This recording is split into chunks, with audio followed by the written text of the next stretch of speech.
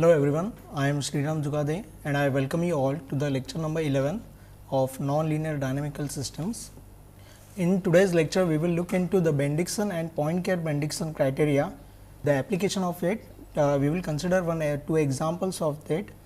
Next, we will consider Van der Pol oscillator. We will study Van der Pol oscillator, which is a nonlinear oscillator. Then we will take the example of a Van der Pol oscillator, which is a RLC circuit, LC tank connected to a active circuit. During the lecture, we will refer to the following figures, 6 figures. First, we will consider the Bendixson criteria. Here are the state equations of an examples. Here we can see in the matrix the function 25 minus x1 square minus x2 square. This function is dependent on both x1 and x2. Let us say the radius is r, then we can say that x1 square plus x2 square is equal to r square. So, the function 25 minus x1 square minus x2 square can be written as 25 minus r square. So, the function is dependent on r. Let us represent that function as epsilon r, a function dependent on r. So, the state equations reduce to the following form, which are shown in this slide. Next, let us consider the expression dou f1 upon dou x1 plus dou f2 upon dou x2. This results out to be 2 into 25 minus 2 r square. The root of this equation is r equal to 5 by root 2, which is approximately equal to 3.536. So, at r equal to 3.536, we will have this expression value to be 0. Now, let us try to apply Bendixson criteria to the following example. For this, we will consider two regions. The first region we will consider bounded by r which is bounded by 3.53. So, r is strictly less than 3.53. Now, for this region we will get the expression dou f1 upon dou x1 plus dou f2 upon dou x2 as strictly greater than 0. Now, the second region we will consider for r strictly greater than 3.54. For this region we have the value of the expression dou f1 upon dou x1 plus dou f2 upon dou x2 strictly less than 0. So, we can see in both the regions the sign of the expression does not change. In the first region the sign of the expression remains positive and in the second it remains negative. So, let us try to apply a Bendixson criteria.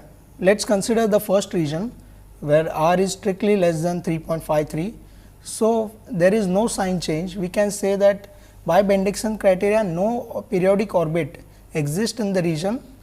Now, consider the second region where r is strictly greater than 3.53. Now, the question arises whether we can apply Bendixson criteria to this. The answer is no. We cannot conclude in this case, because Bendixson criteria requires simply connected region.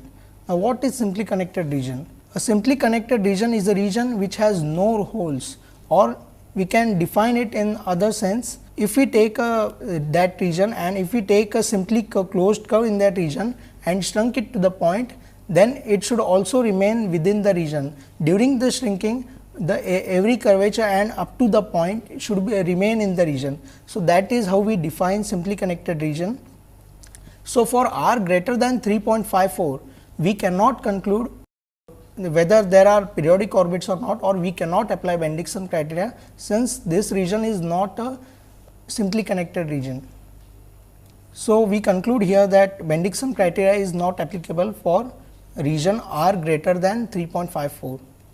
Next, we will consider an example of Poincare-Bendixson criteria. Here we take a system of the form x dot equal to ax, where a is equal to 0 to minus 2 epsilon.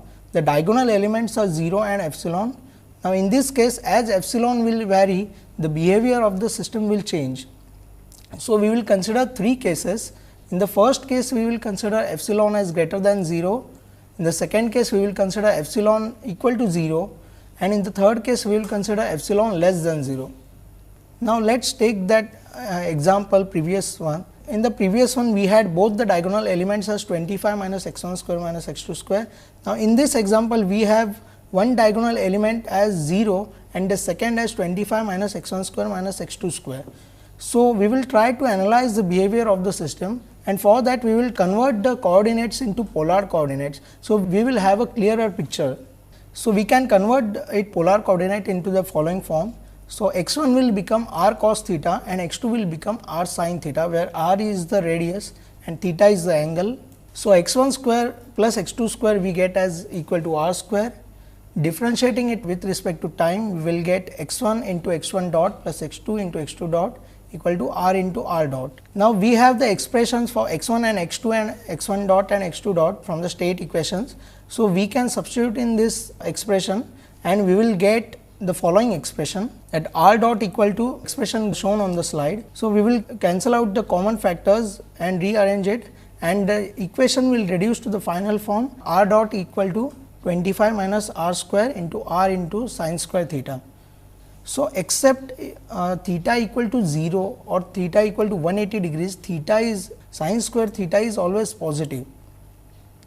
So, let us consider one figure. In this figure, we have plotted 25 minus r square into r into sin square theta versus r. In the first case, we have considered r greater than 0. So, we can find that for r equal to phi, the expression reduces to 0. So, we can see that for r equal to phi, r dot is equal to 0. So, when r dot is equal to 0, we can say that the circle with radius phi is a periodic orbit, since the radius is not changing. Now, we will consider the second case where sin square theta equal to 0 means theta is equal to either 0 or 180 degrees. So, in that case we will get x2 equal to 0. So, the x2 equal to 0 is along the x1 axis. So, if we substitute these values in the state equation, then our state equation reduced to the following form, where x1 dot equal to 0 and x2 dot equal to minus x. In this case, we have a point on the x1 axis, which is the initial condition. Then according to the state equations, we will have x1 dot equal to 0 and x2 dot equal to minus x1. So, for x1 to be, when x1 is positive, we will have a vector pointing in downward direction and it will be perpendicular to the x1 axis. Similarly, when x1 is negative, direction vector of the vector will be pointing outwards and it will be perpendicular to the x1 axis. So, the magnitude of this vector will depend on the value of x1. So, we can see that for x1 not equal to 0, the vector is always non-zero. So, from the state equation we can see that for the equilibrium point, we need x1 dot to be 0 and x2 dot to be 0. So, in this case, the only equilibrium point we can see is when x1 dot is equal to 0. So, the only equilibrium point is x1 equal to 0 and x2 equal to 0. So, we will go back to the previous figure where we had plotted the r dot versus r. In this case, we can see that for r equal to phi, if there is a disturbance or a perturbation, then the trajectories are approaching towards r equal to phi, when r is greater than phi or r is less than phi. So, the point at r equal to phi or the periodic orbit, we will conclude that it is stable. We can also say that the limit cycle is isolated. The meaning of isolated is, if we consider a small region around r equal to phi, then we will have no periodic orbits. So, in that region r equal to phi is the only periodic orbit existing. We already proved that how it is stable, since for disturbance all the trajectories are pointing towards r equal to phi. So, it is a stable limit cycle. Next, we will consider van der Pol oscillator. Van der Pol oscillator is a non-linear oscillator. If we consider the same system form as x dot equal to a x, where a is equal to 0, 1, minus 1 and epsilon into 1 minus x1 square. So, epsilon here is a positive constant. Here we can see that one diagonal element is dependent on x1 square. So, it is not, the diagonal element is dependent only on x1 square, it is not dependent on x2 square. So, we cannot conclude that it depends on radius, it does not depend on radius, it depends only on x1 square. So, this system we will call it as a van der Pol oscillator, and van der Pol oscillator is a special case of Lennard's equation. Next, we will consider Lennard's equation. As we previously mentioned that van der Pol oscillator is a special case, where Lennard's equation defines the generalized case for the non-linear oscillators. Let us consider two functions f and g, which are continuously differentiable. Let us consider that f is a even function, that is f of minus x is equal to f of x, and g is a odd function. So, that g of minus x is equal to minus g x.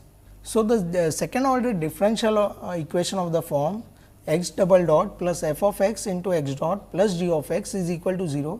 This equation is called Lienard's equation. This is the generalized form of the equation for non-linear oscillators. In general, non-linear oscillators are considered for the modeling of the physical oscillator. We have defined the generalized Lienard's equation for the non-linear oscillators. We will have to next look into the stability of the oscillations for the non-linear oscillators.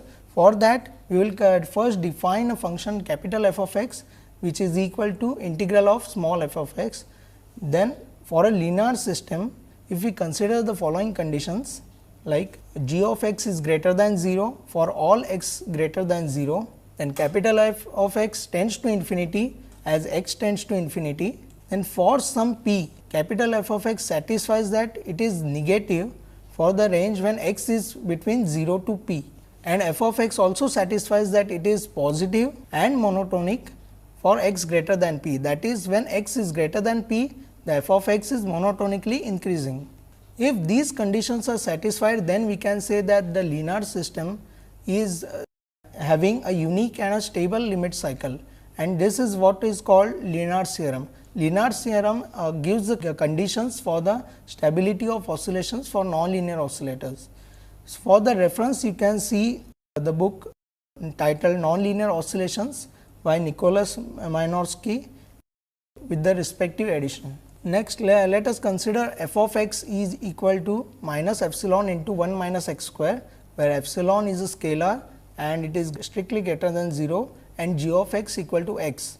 Then the system is called van der Pol oscillator.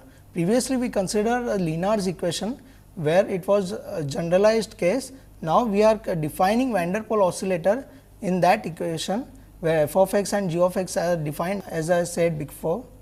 So, the differential equation, the Lienard's equation, gets transformed to the form x double dot minus epsilon into 1 minus x square into x dot plus x equal to 0. Let us now investigate the stability of oscillation. We had Lienard's theorem, which gives us the condition for the stability of oscillation. For van der Pol oscillator, we can specifically investigate for its stability, like if epsilon is much greater than 0, then our oscillations for the van der Pol oscillator are very stable. Now, as epsilon goes on decreasing, the relative stability of the oscillations goes on decreasing. When epsilon is equal to 0, we can see that the equation is transformed to x double dot plus x equal to 0. So, the oscillator no longer remains non-linear, it turns into a linear oscillator. And for the third case, where epsilon is less than 0, we will have unstable oscillations. So, we can see that the van der Pol oscillator will have stable oscillations only if epsilon is greater than 0. So, we can also conclude that for epsilon greater than 0, f of x and g of x will satisfy the Lienard's condition given for the stability. Next, let us look into the existence of a closed orbit for the van der Pol oscillator. So, we will consider the same equation, where v double dot plus epsilon h of v into v dot plus v is equal to 0, where v can be a voltage across the element in the given circuit. Now, h of v here is equal to minus 1 plus v square. Now, for analyzing the behavior, let us choose state variables as x 1 equal to v and x 2 equal to v dot plus epsilon into capital H of v. Now, here we will define capital H of v as a d by dv of capital H of v is equal to small v, and capital H of v at v equal to 0 is equal to 0. So, therefore, if we differentiate the equations of x 1 and x 2, we will get the following state equations, where x 1 dot is equal to x 2 minus epsilon h of x 1 and x 2 dot equal to minus x 1. So, we can see here, if we put x 1 equal to 0 and x 2 equal to 0, it has a unique equilibrium point, and since capital H is equal to 0 only at v equal to 0, it is the only equilibrium point. So, origin is the only equilibrium point for this van der Pol oscillator. Next, we will consider one figure. Let us look at the state plane, where x 1 and x 2 are the axes. So, we will divide this plane into 4 regions with the help of the curves given as follows. X 1 dot is equal to x 2 minus epsilon h of capital H of x 1, So, it is this curve where x2 is equal to epsilon into capital H of x1, and the second curve is x2 dot equal to minus x1 equal to 0, which is the x2 axis. So, we will next look into how this curve divides the plane into 4 regions. We can say that each curve divides or separates x1 xi dot greater than 0 from xi dot less than 0. Like for example, let us consider the first curve where x2 is equal to epsilon capital H of x1. So, above this curve in this region we can have x1 dot greater than 0, since x2 is greater than epsilon capital H of x1. So, x1 dot is greater than 0 in this whole region, and below this region we have x1 dot which is less than 0. Now, let us consider the second curve, which is the x2 axis. Now, to the right side of the x2 axis we have x2 dot less than 0, since x2 dot is equal to minus x1. So, to the right side of x2 axis the x1 is positive. So, x2 dot will be negative. So, x2 dot is less than 0 to the right of half of the plane, and to the left half of the plane x2 dot is positive. So, now we will consider the 4 regions. Now, in the first region we have x1 dot greater than 0 and x2 dot less than 0. In the second region we have x1 dot less than 0 and x2 dot less than 0. In the third region we have x1 dot less than 0 and x2 dot greater than 0, and the fourth region is x1 dot greater than 0 and x2 dot greater than 0. So, as we have seen here, the two curves are dividing the straight plane in the 4 regions. Now, we will see how these 4 regions will be helpful to us in finding the existence of the periodic orbit. So, we will consider another figure. So, let us take the initial condition on the x2 axis. So, that x1 is equal to 0 and x2 is equal to minus k. These are the initial conditions we have taken, and here k is greater than 0. Let us name the point as A. If we draw the trajectory according to the directions given, so here is the trajectory which will be intersecting x1 axis to at point C and x2 axis again at point E. Let us say that the coordinates for the E point is 0 and minus alpha of k, where alpha is positive. So, alpha is greater than 0. The reason I have taken alpha as a function of k, because alpha depends on k. Now, if we change the initial condition or if we change the value of k, then we will get a different alpha. So, the value of alpha is actually dependent on k. So, the intersection at point E or at the x2 axis again, so it is dependent on the value of k. So, we can say that alpha is a function of k. Now, if we take k as large enough, then we can prove that alpha k is less than k. So, that it is same as saying, if we start out with the initial condition and around the orbit, if we consider 180 degrees curvature, so trajectory will come closer to the periodic orbit, since k is greater than alpha of k. Now, let us look why it is like that. In the first slide, we consider that x1 dot and x2 dot the state equations. In that we can see they are the function of capital H of x1 and x. So, both these capital H of x1 and x are odd functions. So, we can say that if x1 and x2 are the solutions to the van der Pol oscillator, then minus of x1 t and minus of x2 t are also the solutions. Now, as stated before, the reason for this is h is an odd function. Now, let us consider that if the trajectory completes 360 degrees, then if alpha k is less than k, the trajectory will come more closer to the periodic orbit. Let us consider the function v of x equal to x1 square plus x2 square upon 2. Now, v of x is equivalent to the total energy in a LC circuit, in a LC tank circuit. So, if we differentiate v of x with respect to time, then we will get is equal to minus epsilon into x1 into capital H of x1. We can verify this by substituting the values of x1 dot and x2 dot from the state equations. Now, suppose we consider the curvature of H. So, this is the curvature of H of x 1. So, it has a positive root p when x is greater than 0 and a negative root x 1 is less than 0.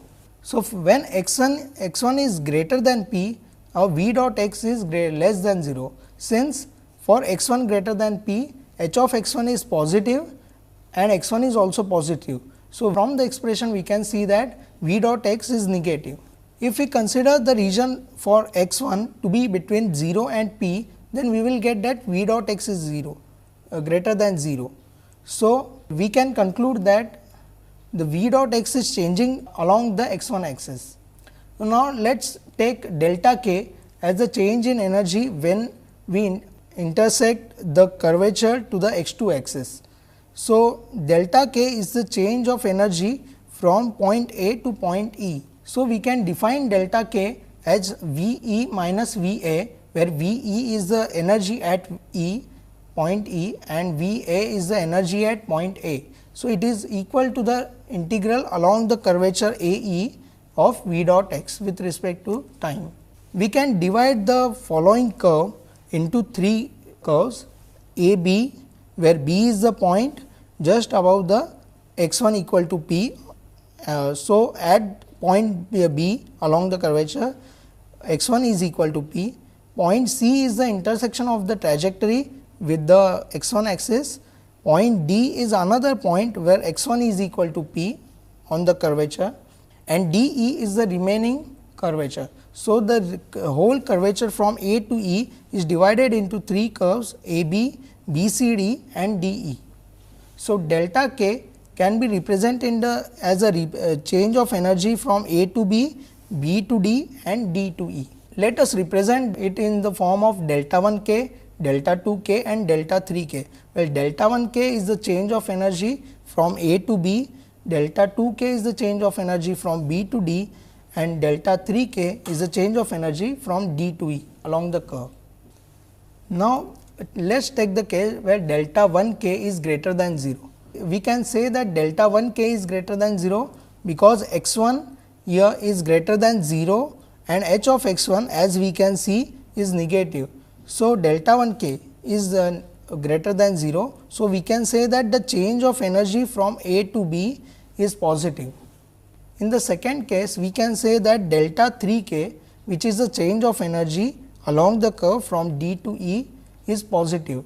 It is similar to delta 1 k. In this case also x 1 is greater than 0 and h of x 1 is less than 0. H of x 1 is less than 0 because x 1 is restricted to the point P. As we can see, B and D are the points along the x 1 equal to P axis. So, we will have delta 1 k greater than 0 and delta 3 k always greater than 0. Now, let us consider the change of energy along the curve B C D, which is denoted by delta 2 k. Here we can say the change of energy along the B C D is less than 0. We can give the reason because x 1 is greater than 0 in along the curve and h of x 1 as we can see x 1 is greater than p. So, capital H of x 1 will be always greater than 0. So, delta 2 k along the curve B C D will be less than 0.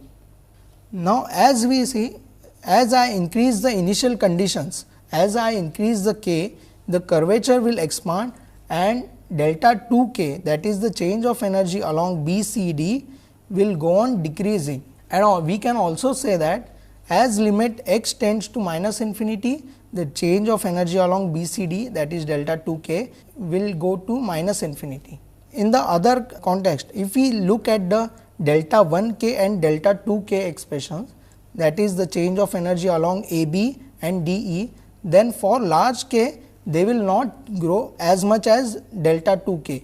So, as k will go on increasing, the delta 2 k will grow much faster than delta 1 k and delta 3 k. So, since delta 2 k is negative, so the net summation of delta 1 k, delta 2 k and delta 3 k will be negative. Hence, for a large value of k, we will have delta k less than 0. Since delta k is less than 0, we can say that along the curvature from A to E, the energy at point E is less than energy at point A. That is, the energy along the curve is decreasing. Since the energy is decreasing along the curve, we can say that alpha k is less than k. So, the trajectory will move closer to the periodic orbit or it will approach the periodic orbit. Now, due to the symmetry of the in the solutions, as we stated before, if x 1 t is a solution and x 2 t is a solution, then minus x 1 t and minus x 2 t are also solutions. So, the next 180 degrees will be similar to that.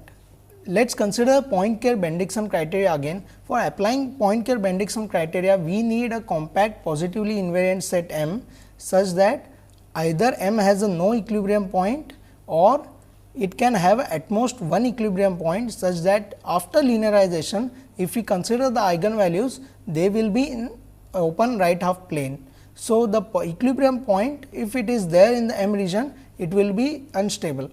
So, here we can choose a region. We consider the curve A, B, C, D, E before. Now, let us consider another curve where the initial condition is 0 minus k. So, the curvature will be F, G, H, I and back to A.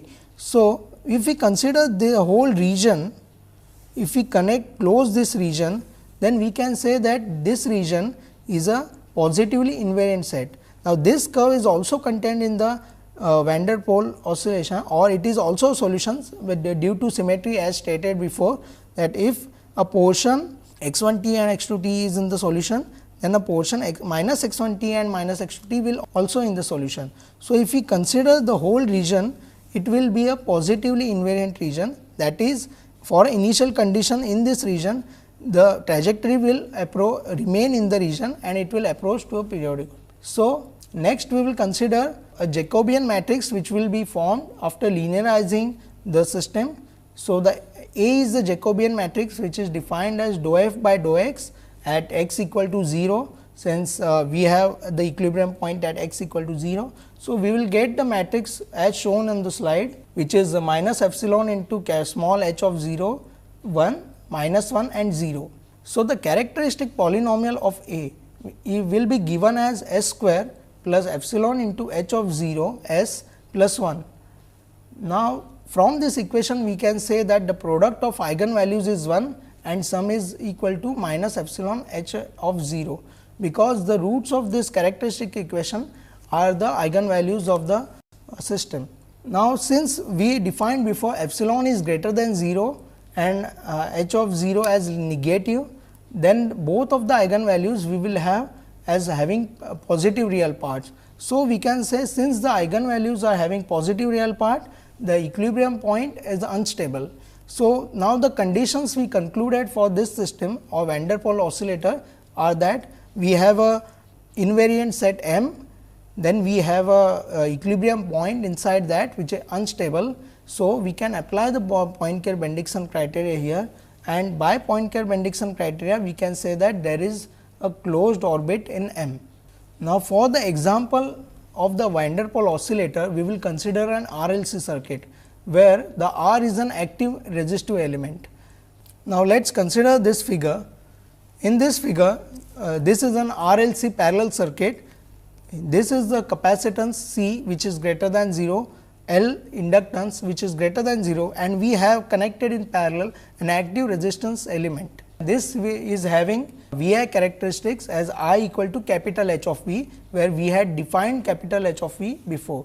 Now, so we can say that the capital H of V satisfies the following conditions: capital H of 0 is equal to 0, then capital H dash, that is derivative of capital H with respect to V, satisfies capital H dash of 0 is less than 0, and capital H of V tends to infinity as V tends to infinity. Now, here we have a point saying that capital H of V is similar to capital H of F in Lenard's equation. We can see that the conditions that are satisfied by capital H of V, capital F of x are same. So, we can say that H and F are both odd functions. Now, let us go back to the circuit again. Here we consider a point D and we will apply KCL here. IC is the current to the capacitor, IL is the current to the inductor, and IR is the current for the active resistance element. So, at D we will apply KCL, so that we will get the summation of all the 3 currents is equal to 0. Then in the differential form we will get the following expression, where we have H of V coming into the picture. Now, we will use a transformation, we will define a element tau equal to T upon root L C and substitute in the following equation. So, we will get a normalized time variable equation. It is a second order differential equation, and we can see that it is in the form of a van der Pol oscillator, where we have epsilon equal to root of L C. Here we can see that root of L C is epsilon is greater than 0.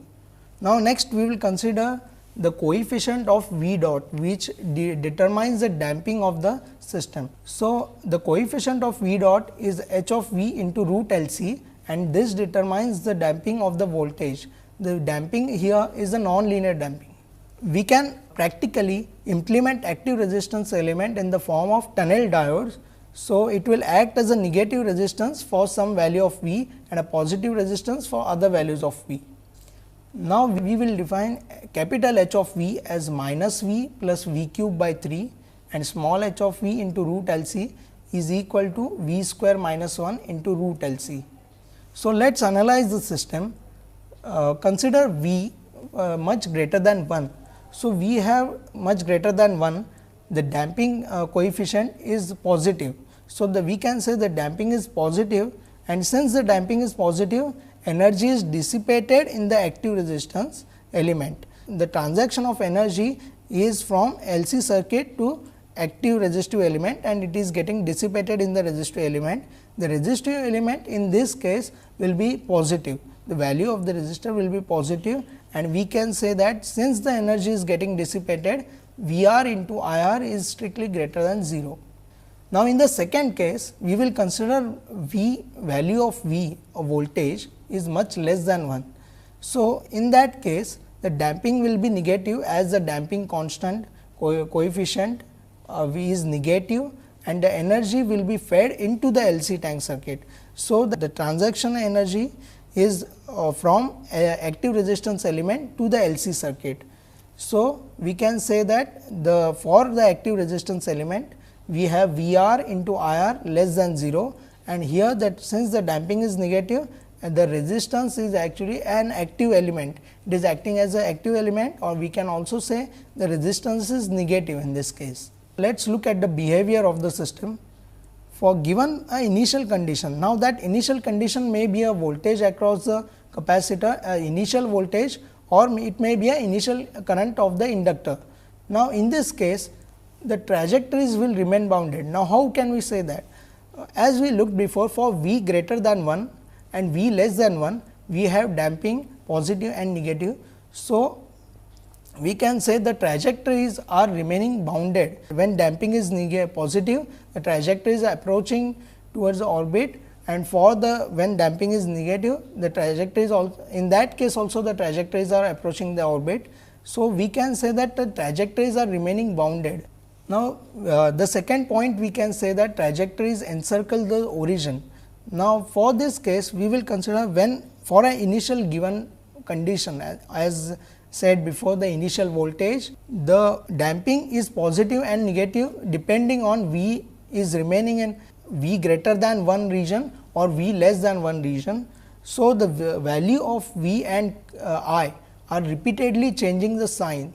So, in that case, we can say that since V and I are repeatedly changing the sign, so the trajectories are actually encircling the origin.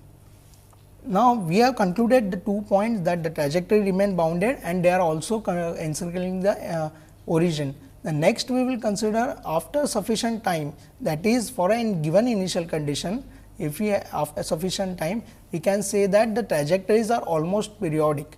Since for a given initial condition, the trajectories are approaching the periodic orbit. So, after much sufficient time, we can say that they are almost periodic. They cannot be periodic because the two trajectories cannot intersect. So, they will be almost periodic. Next, we will consider oscillation along a periodic orbit. When we have a oscillation along a periodic orbit, the active resistor feeds the energy into LC circuit for some time, that is when the active resistor is negative, the damping is negative, it feeds the energy into LC circuit and it also absorbs the energy in the LC from the LC circuit when it is positive. In that case, damping is positive. So, we can say that during the periodic orbit, active resistance element is feeding energy and also absorbing energy for some time.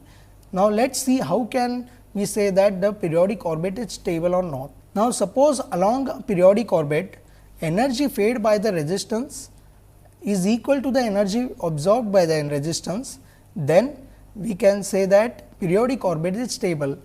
We can say this because when the energy is fed is equal to the energy absorbed, net energy exchange is equal to 0. So, the periodic orbit in that case will be a stable one. So, we will have a stable oscillation for van der Pol oscillator. Further, we will see some animations about van der Pol oscillator and also about the Lotka-Volterra predator prey model. Thank you.